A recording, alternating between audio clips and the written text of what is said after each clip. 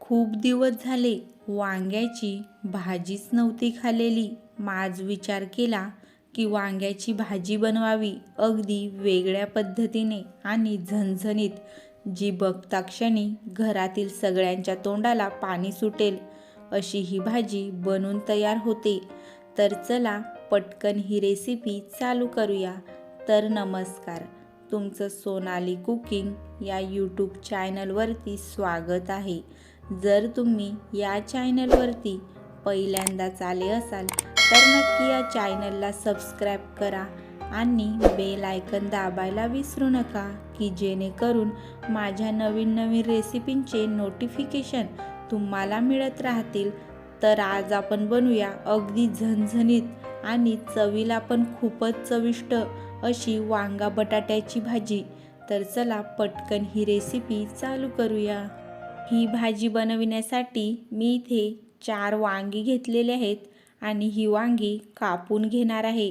अशा प्रकारे ही वांगी मोठी मोठीच कापून घ्यायची आहेत. तुम्ही बघू शकता अशा प्रकारे मी सगळीच वांगी कापून घेणार आहे आणि एका पाणी ठेवलेल्या भांड्यामध्ये ठेवून घेणार आहे. तुम्ही बघू शकता अशा प्रकारे सगळी वांगी कापून घ्यायची आहेत आणि एक बटाटासुद्धा कापून घ्यायचा आहे. आता मी गॅसवरती एक खोबऱ्याचा तुकडा भाजून घेणार आहे.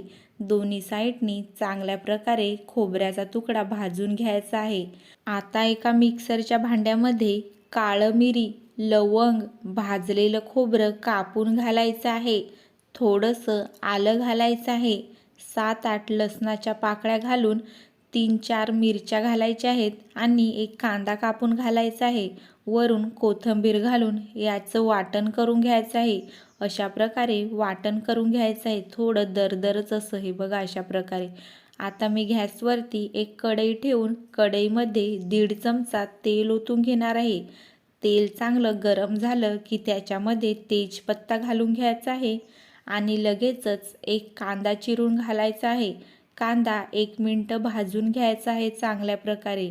तर आता 1 मिनिट झालेला आहे. मी याच्यामध्ये कढीपत्ता घालून घेणार आहे आणि परत 2 मिनिटं हा कांदा असाच भाजून घेणार आहे.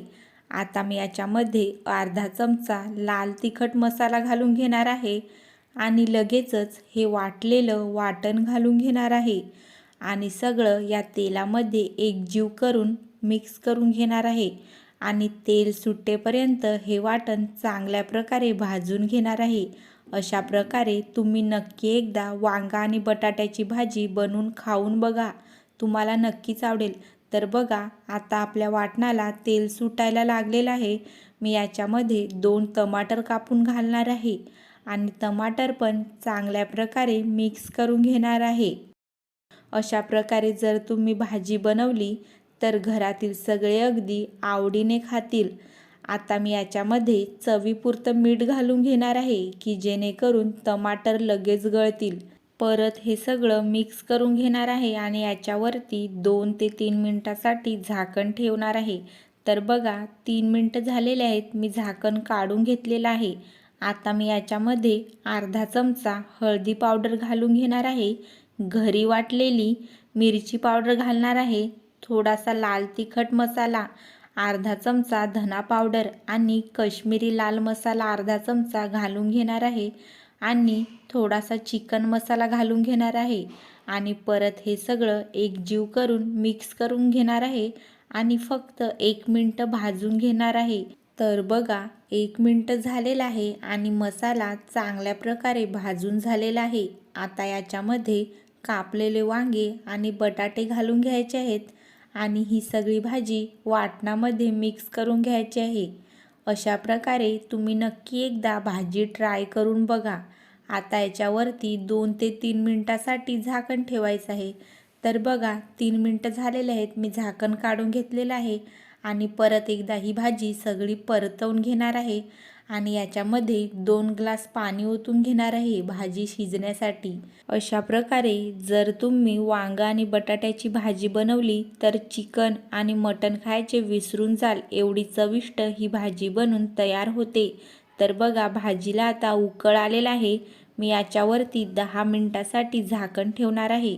तर बघा 10 मिनिटं झालेले आहेत आणि मी झाकण काढून घेतलेलं आहे. तुम्ही बघू शकता भाजी मस्त अशी शिजत आलेली आहे आणि खूपच छान असा वाससुद्धा सुटलेला आहे. झाकण न ठेवता मी परत 2 ते 3 मिनटं ही भाजी तशी शिजवून घेतली आणि आपली वांगा आणि बटाट्याची भाजी बनून तयार झालेली आहे. वरून भरपूर अशी कोथिंबीर घालून घेतलेली आहे.